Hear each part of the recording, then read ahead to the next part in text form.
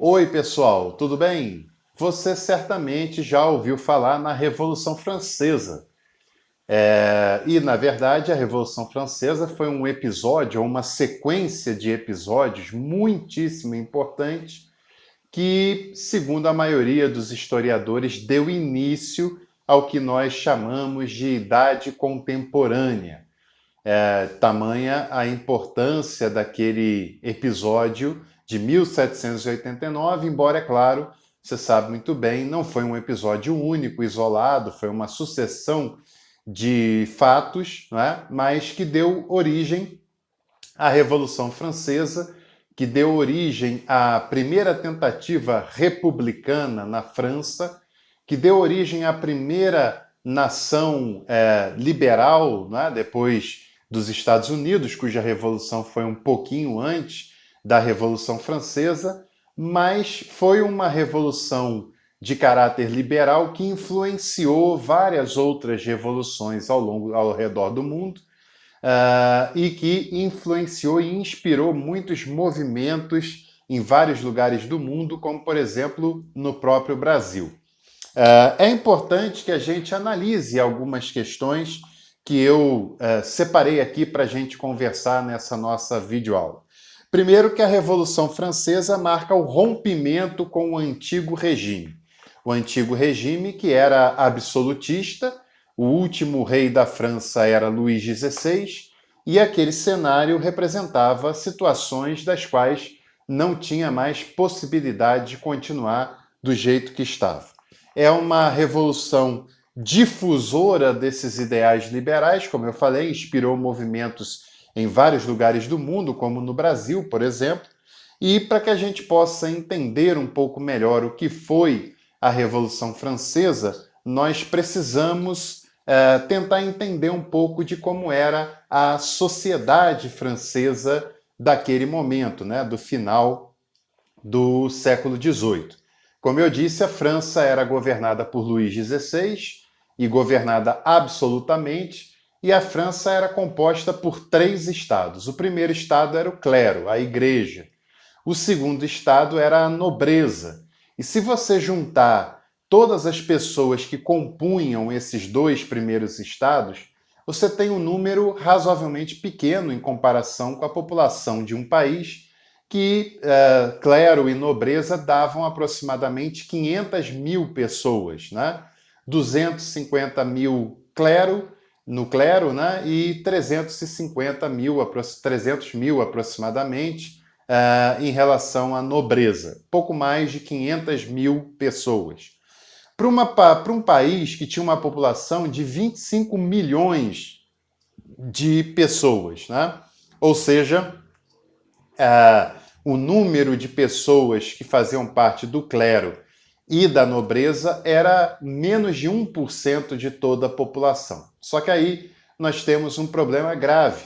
Esse 1% da população francesa detinha mais de um terço das terras de todo o país, detinha mais de 70% de toda a riqueza da nação e, por outro lado, todo o restante da população, que compunha quase que a totalidade da França, é que financiava a vida de luxo, a vida de tranquilidades, a vida de conforto dessa pequena elite, tanto do clero quanto da nobreza na França.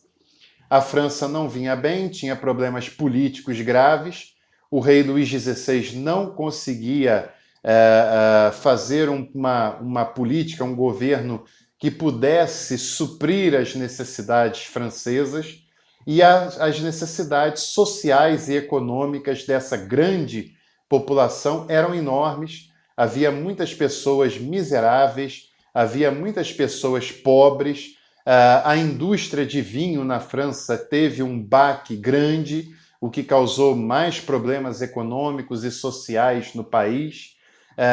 E é claro que havia um descrédito em relação ao governo, em relação à igreja na França. Daí foram aplicadas na prática os ensinamentos de Montesquieu, Voltaire, os iluministas franceses. o rei Luís XVI tentou convocar os Estados Gerais.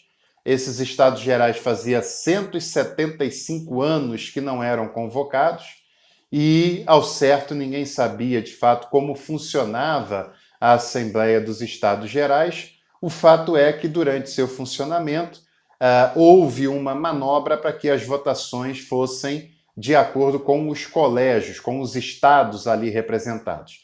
Dessa forma, a nobreza teria um voto, o clero teria outro voto, e eles estariam sempre unidos e, claro, que venceriam qualquer votação em relação ao povo.